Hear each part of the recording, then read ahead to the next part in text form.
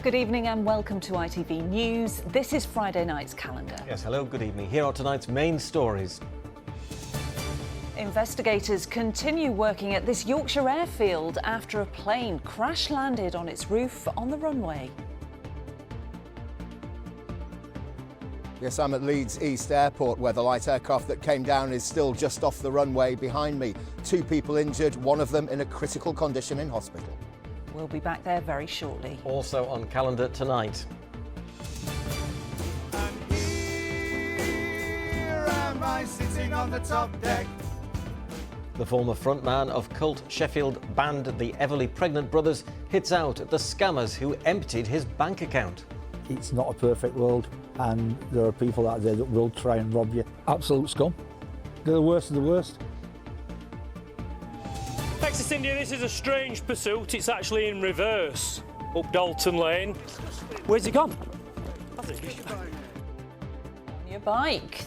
How this police officer borrowed some wheels to give chase. Find out if he got his man later.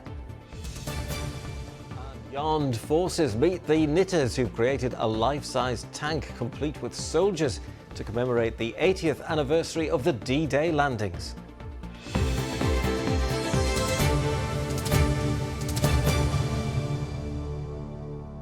Well, we start tonight with that plane crash at Leeds East Airport, which saw a light aircraft landing on its roof on the runway. Investigators are still at the scene around 24 hours after emergency services were called there. Well, Fraser Maud is at the scene for us. And Fraser, what do we know about exactly what happened there?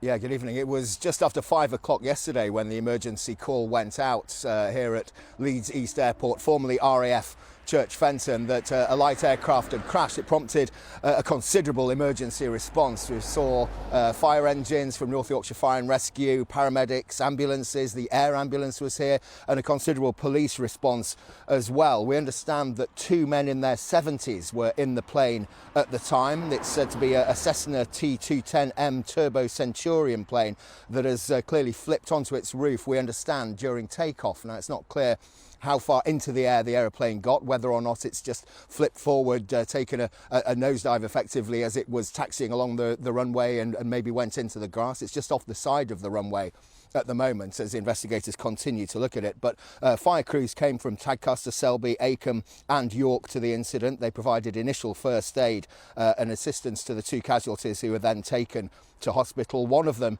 is said at the moment to be in a critical condition in hospital. Well, those investigations have been continuing there today, haven't they?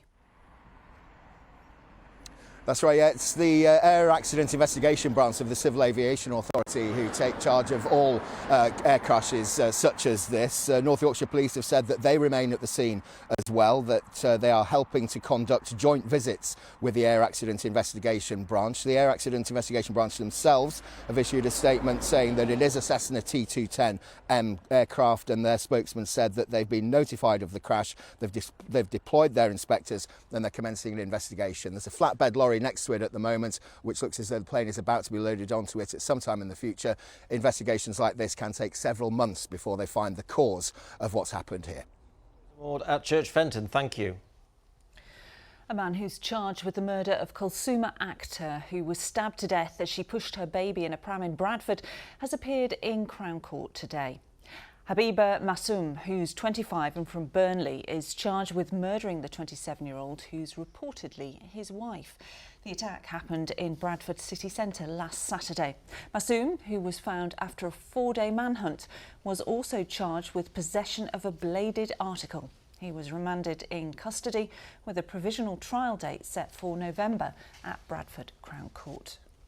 Meanwhile, a 24-year-old man has denied murdering a Good Samaritan who died after being hit by a car while helping a stranger in Sheffield. But Hassan Janga has admitted causing the death of 46-year-old Chris Marriott by dangerous driving. The father of 2 died in December after he went to the aid of a woman he saw unconscious in the street during a disturbance in the Burngreave area of the city. Janga also admitted causing serious injury to 4 other people by dangerous driving. He and his father, Mohammed Janga, who denies attempting to pervert the course of justice, will go on trial in June. Well, next tonight, to the scammers who virtually drained the bank account of a well-known Sheffield musician with just one phone call. Sean Doan is well known around his home city as the former frontman of the Everly Pregnant Brothers. But earlier this week, he fell victim to a suspected banking fraud, duping him out of thousands of pounds. Today, he's been speaking to Michael Billington to warn others just how easy it was to fall victim.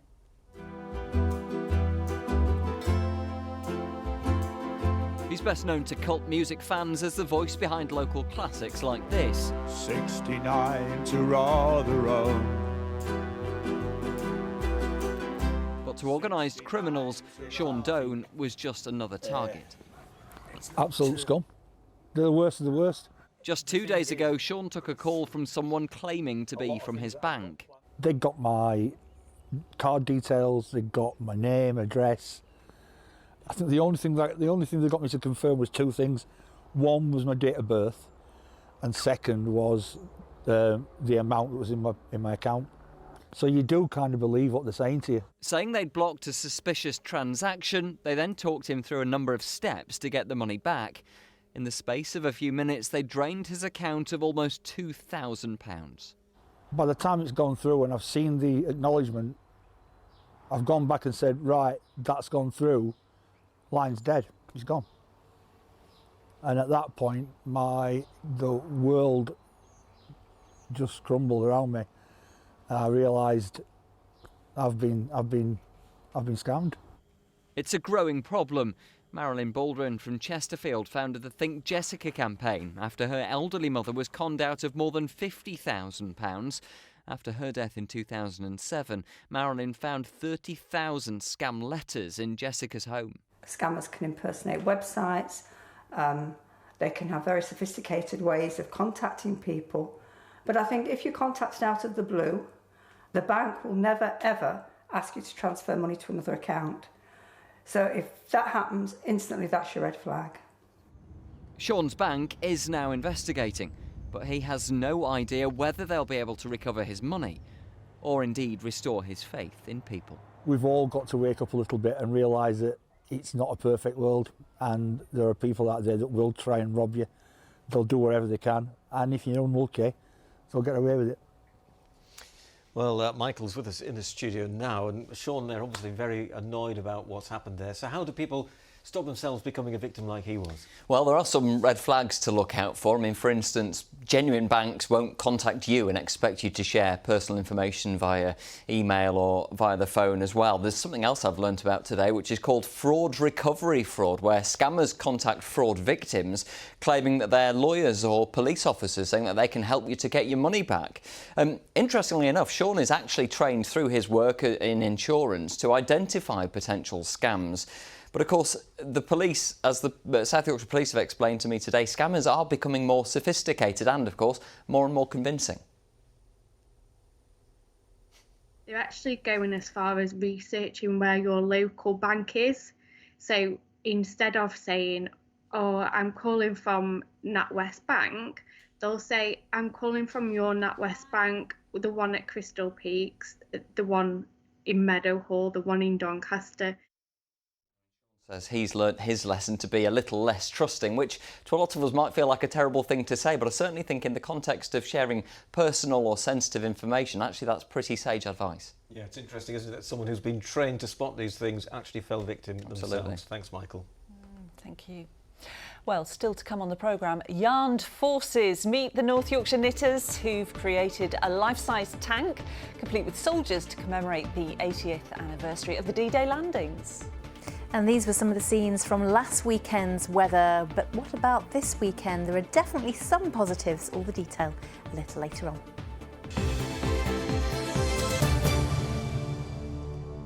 Now to a rather unusual police chase which took place this week through the streets of Rotherham after a driver in a suspected stolen car failed to stop. Yes, it happened in the Parkgate area after an officer requested the driver of a white Range Rover to pull over. After he didn't, it took a somewhat, well, unexpected turn, which was caught on the officer's body cam, as Amelia Beckett reports. Moments after this car failed to stop, signs this police chase isn't going to be straightforward. Texas India, this is a strange pursuit. It's actually in reverse. But it's all about to get a whole lot more bizarre. A chase through Parkgate at more than twice the speed limit. Going over the River Don, speed is 70 in a 30. Then the Land Rover crashes. A decamp, and a crash, out and running. Or so he thought. What began as a chase on foot suddenly changes course. Where's he gone? Has it? Goodbye, mate. After a member of the public lends this officer his bike, Cheers.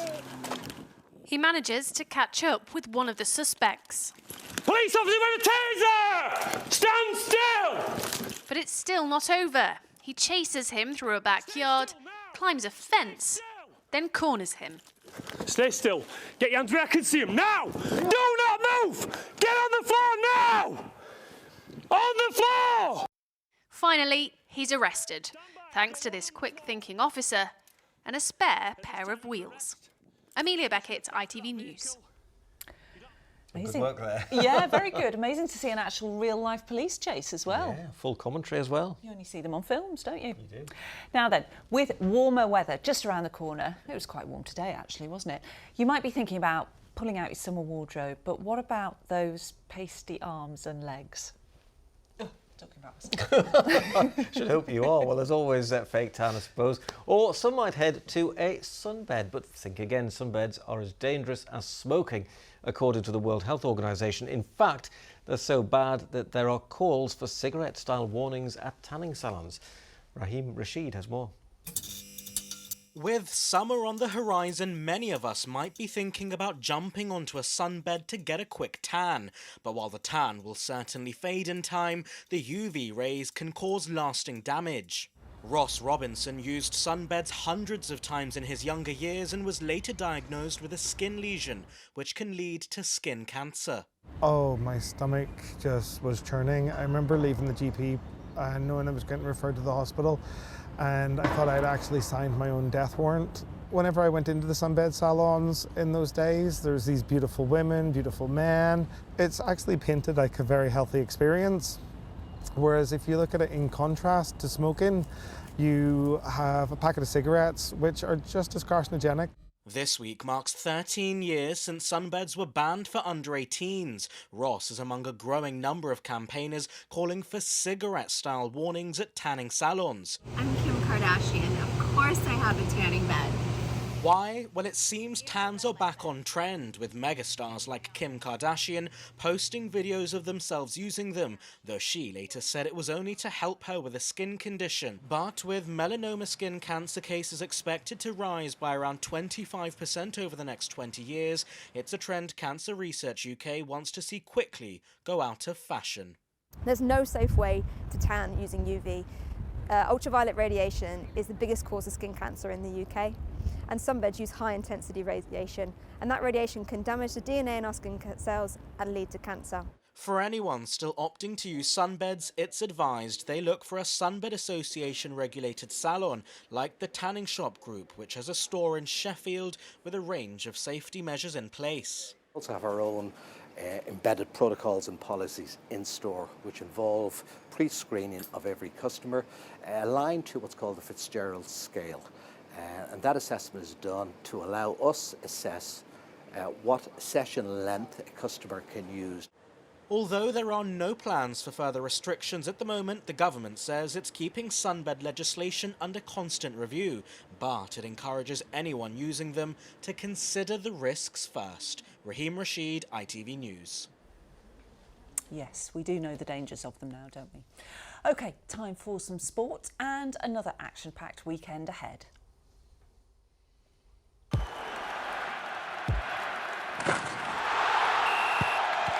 Zero Accounting Software sponsors ITV Regional Sports Report. And Chris is here with us, and he was telling me how busy he was earlier because it's the end of the football season virtually, isn't it? Yeah, it is, yeah. Very Really? busy I've been. Yeah. Yeah, sympathy. no, we know you've been busy. Yeah, very busy, very busy. Yeah, 2 more weeks for our teams in Leagues 1 and 2, 3 for our Championship teams. Still plenty to be decided though, and you suspect it's going to go right down to the wire. There's a few intriguing battles in the Championship, not least the battle to go up. And as you can see, it's incredibly tight at the top. Just 3 teams, I should say, vying for those 2 automatic promotion spots, separated by just a point. Now, all those 3 teams failed to win in midweek. Leeds held to a 0-0 draw by Sunderland, and manager Daniel Farke said today it could well come down to which team best handles the pressure. To wear the shirt as a player, it's the heaviest shirt in the league, and you have to enjoy it, and you have to relish it and relish it. And although I love the emotions, I have to make sure that my players are not too affected about it, and that we make sure that we are there with the best possible outcome by also keeping our nerves.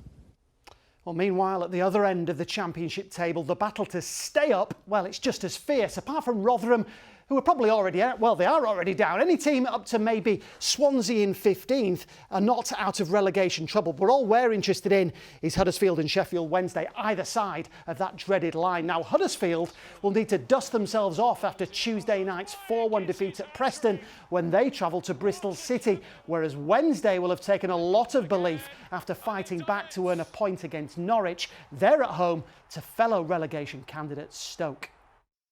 To take this point was important, but now it's about to make from this point the next points on Saturday. But I think at the moment we are very strong and very strict when we look just to ourselves, to our performance, to our results, and if we do our homework, then we have a great chance. I hope that we don't make so many mistakes that we can get a lot of points. We have it in our own hands. We try to win in Bristol, and then we have 2 home games, but it doesn't matter how the other teams play. OK, so that sorts out the football then, but there's a couple of rugby league matches this weekend. Yeah, big games as well. Yeah, Really the big quarter-final of the Challenge Cup, that Wembley Arch is starting to come into view now. Both Huddersfield and Castleford will need to be at their very best if they're to reach it. The Giants travel to France tomorrow to take on current Super League leaders Catalans, whereas Cass head coach Craig Lingard could be up to without 15 players through injury when they host Wigan on Sunday. We're under no illusions that this challenge is going to be a real difficult one anyway under normal situations, but in the circumstances we find us, it's probably doubly hard. But you know, let's enjoy it, let's embrace it, and let's throw some punches and see if we can get them on the ropes. We truly believe, we have kind of a belief within the group that the players we've got in and around the squad, and then the actual playing squad, the staff. I back this group, I back the coaching staff, and I back us to come away with something. Speedway champions, the Sheffield Tigers, picked up their first win of the new season at Leicester last night. Brothers Jack and Chris Holder, the heroes, with a 5-1 win in the last race to record a 46-44 victory. And finally from me, the Isle of Man TTs might still be a good 7 weeks away, but riders who'll compete this year have visited the infamous mountain course this week for the official launch. Amongst them, Bradford's Dean Harrison, who has 3 race wins at the TTs, but none since 2019. To come, obviously, to race the TT for me as a rider, it's one of the biggest events of the year for me, or is the biggest event of the year. So it almost means everything. Sort of the preparation that goes into it is second to none and things like that. So it's, I can't stress how much time and effort does go into it. It's mind-blowing, to be honest. Mind-blowing, they even race on those roads, isn't it? Yeah, it is. Nerves of steel they to take do that. their lives in their own hands, don't they? They really do, yeah. Anyway, Dean's Brave one men. to watch. Thank you. Thanks. The ITV Evening News continues here at 6:30. Here's a look at what's happening with Lucrezia Millarini. Coming up, claims the Deputy Labour leader broke electoral law are investigated by police. Angela Rayner denied giving different addresses on official documents. She says she welcomes the chance to set out the facts and is backed by her party.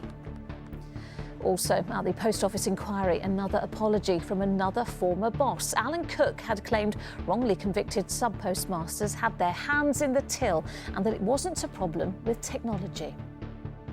And one of the biggest days in the horse racing calendar, thousands head to Aintree on Ladies' Day. Join me for those stories and more at 6:30. Thanks, Lucrezia. Now that Kerry's here with us, and it's Hello. the weekend. It's the weekend, and we did okay today, didn't we? There was a little bit more cloud around than I'd like, but we still got well above the average, around 17 Celsius. So let's take a look at some photographs. We're nearly there, aren't we? It was gorgeous this morning driving into work. A cacophony of cloud in the sky. The really high stuff is cirrostratus, and that's what's kind of blocked the sunshine today. But even at lower levels, with those winds that were developing, I suppose, from the southwest during the course of the afternoon, produced some lenticular clouds. So a big thank you to Pete Cannon for that shot. And we don't mind a bit of cloud, do we? If it's dry and it's warm, we can get out for a walk. So a big thank you to John Lawrence for this shot, and also to Roy Hinchliffe for this one. You can see the gauze just about coming there at Castle Hill. So everything's starting to emerge. Now, yesterday, I hinted to you that by the end of the weekend, of course, the forecast for the weekend is coming up. It doesn't look too bad. By the end of the weekend, it was going to turn that little bit chilly. So I've got the temperatures. By the end of Sunday, we're back to average at 13, and on Monday, it's going to be a really chilly day. And the reason is we've got an area of low pressure to the north of us, and that's going to swing in our winds directly, actually, from the north if you track them back over and up past Iceland. But what have we got here, you two? In the southwest. When's that coming? It's high pressure. I hinted at the end of next week, or towards the end of next week, a high might build. And it's looking like it's going to be in the west, certainly for the first half of next week. So we're probably still in the cold air, but we need the dry weather. So we're hoping that that high pressure will come towards us for the end of next week. So we've got to get there. It's a week ahead, but I'm hoping that it will come and visit by the end of next week. And it's not all bad news. And it's Friday, so we can't have all bad news. Check out this duck. Aww. Rather than a pond, it found a puddle, because it's been weather for ducks this week, certainly earlier on. We've been talking about how much rainfall we've got, but there's 10 ducklings here. A big thank you to Pat for sharing. And not 10, but a dozen ducklings in Hull. A big thank you to Bob. There you go. Oh, I think it's always a treat when you find, like, so cute. Yeah, what's a collection of ducklings? I don't know. Now then, Laura, you look like a woman who knits. Well, I don't. So you see, I can get it wrong, can't I? Well, this next story might impress and inspire you. That's because of the Herculean task community group and charity North Yorkshire have just completed.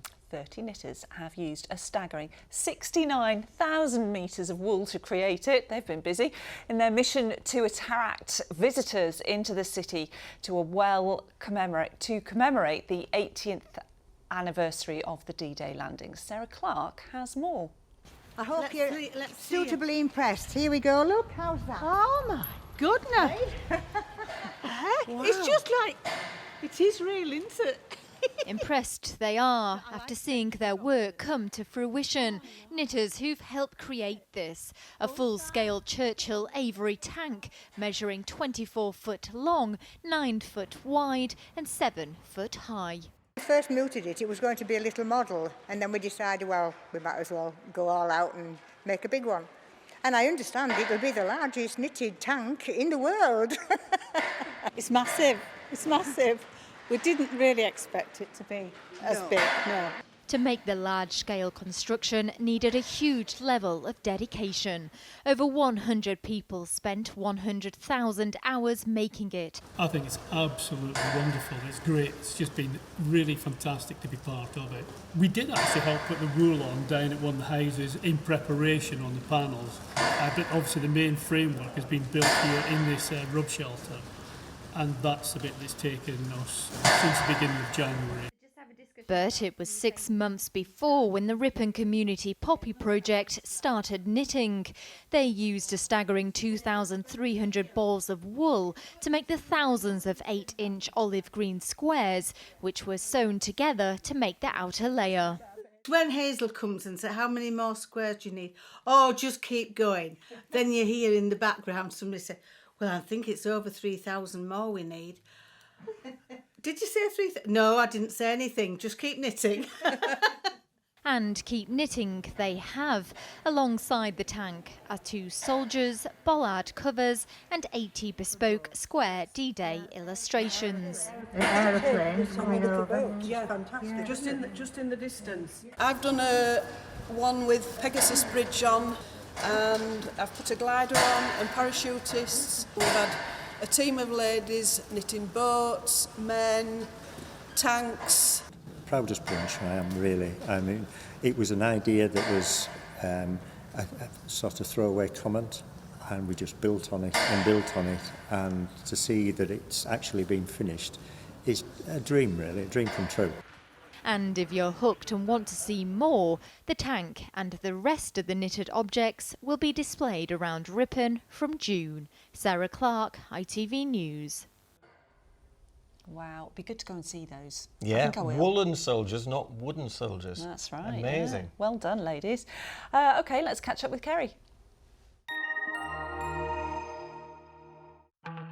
Good visibility on the horizon. TUI sponsors ITV Yorkshire Weather. Hello again. Yes, plenty of high cloud around the region today, turning that sunshine hazy rather than wall-to-wall sunshine, but it was bright and breezy and feeling quite nice and warm, particularly where we got any decent breaks. Now into the weekend, generally a mix of sunshine and showers. I think it will be cloudier with more showers around tomorrow, fewer showers on Sunday, quite gusty winds, especially tomorrow, and then turning colder through the weekend. So in a bit more detail, quite quiet out there overnight tonight, largely dry and clear, still a little bit of a breeze on the Pennines and the Peak District, and into the early hours, temperatures will still be around double figures across many towns and cities. So another mild night to come, but you can see a lot of low cloud and some dampness, especially over the Yorkshire Dales and the Pennines by the time we reach tomorrow morning. So there are sun times as we head into the weekend, 6:09 and 8:05. So tomorrow morning, quite a gloomy start once more over the peaks and the Pennines. We've got a weakening weather system fizzling out as it pushes south and eastwards, but it will, late morning into the early afternoon, generate some cloud and some showery outbreaks. But as that pushes through, the winds will whip up. We've got the warmer air ahead of that, and then behind that, fresher. But towards the evening, of course, we don't say goodbye to the sun till around 8 o'clock. So it will be a fine end to the day with plenty of sunshine. That leaves us with the best of the sunshine and the dry conditions Sunday morning through the day. Very gradually it will turn more showery from the northwest. For most of us, not until after dark, and then a pretty unsettled start as we head into the very first part of Monday, and then it's colder, blustery with sunshine and showers, hopefully drying up as the week wears on. TUI sponsors ITV Yorkshire Weather.